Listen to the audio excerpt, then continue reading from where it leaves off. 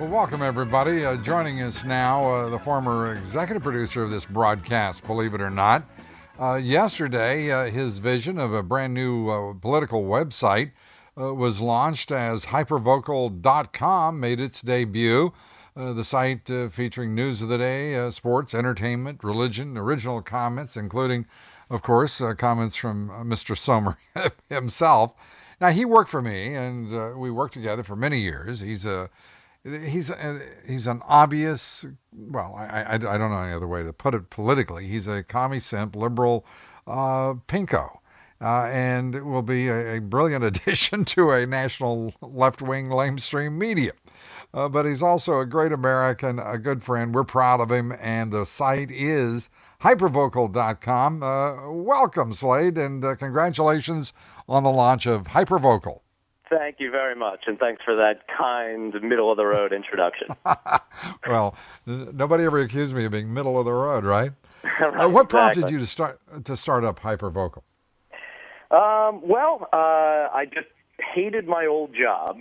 Great. Oh, sorry. It was mutual. I probably shouldn't have said that. No. I think in this climate of cable news channels, which are either too biased or too boring, we wanted to, I have a partner, Lee Brenner, and the Right. two of us hatched this about 9 months ago.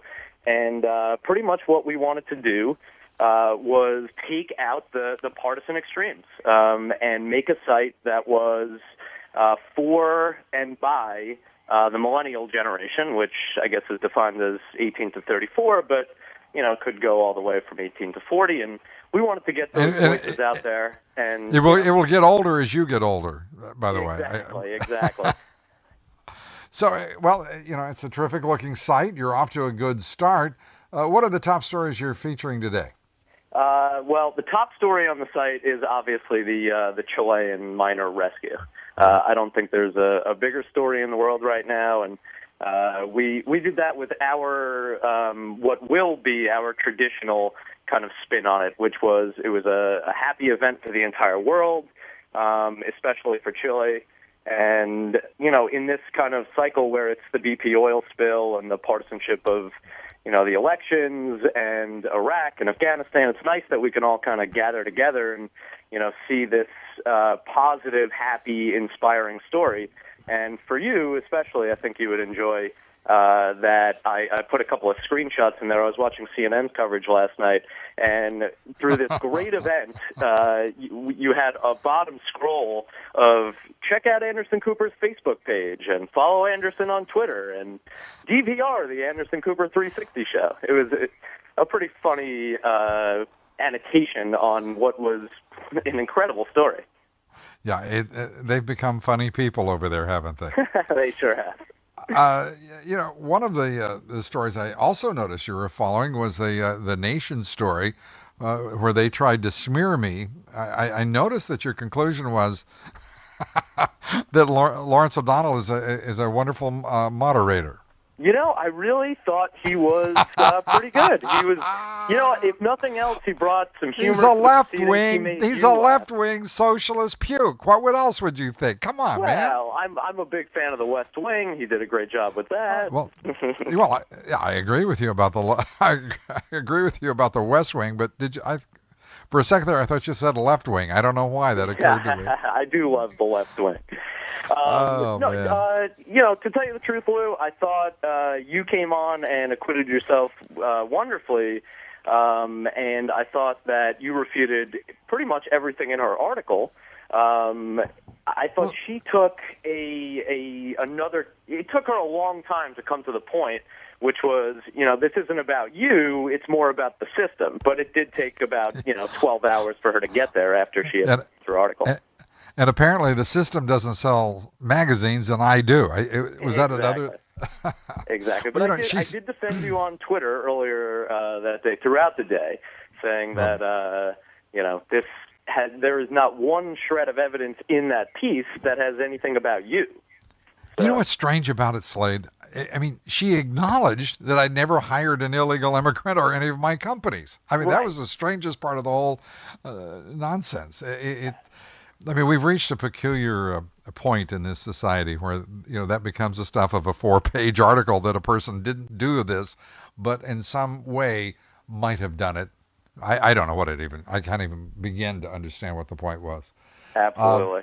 Well, Another top story for you today. Sure. We talked a little bit about the New York Daily News article today about Carl Paladino, who was profiting from gay nightclubs in Buffalo after his comments over the weekend. Well, I haven't figured out how he expects to profit from any of this. I mean, if you're going to go after Andrew Cuomo, I mean, there's a host of things you could go after him on. Exactly. Like the fact that he is, as Paladino said, he is Prince Andrew, and won't even deign to address the media on the issues of a gubernatorial race. Paladino seems intent upon throwing it away, doesn't he? Absolutely. This guy is, I think his strategy right now is to go as far right as possible on these kind of wedge issues, gay marriage and the gay pride parade, and just kind of go that way and hope that he can stoke the base a little bit so it becomes a turnout issue rather than a merits issue. Yeah, I would like to meet. I'll pull a Karl Rove. I'd like to meet the idiot in the campaign who thought it would be a good idea to mock Cuomo for taking his kids to the gay pride parade. Yeah. You scratch your head wondering, what in the world is this? What are they thinking about? Yeah, well, I think at this point it's a nothing to lose strategy going on at Paladino headquarters. But I think this article today is pretty funny and shows kind of the hypocrisy of all politicians, not just Paladino, but just about everybody will say something and do another. And that was my first piece for the site was about just that. How instead of in addition to focusing on the tight races, we should be focusing on all races and pointing out how all of these candidates are just not acceptable for a country that prides itself on unlimited choice and unlimited freedom. And we're stuck with some of these, bozo candidates out there. Well, I know the people in Nevada got to be proud, though, because they sure are. They got Senator Harry Reid to defend them against the Tea Party.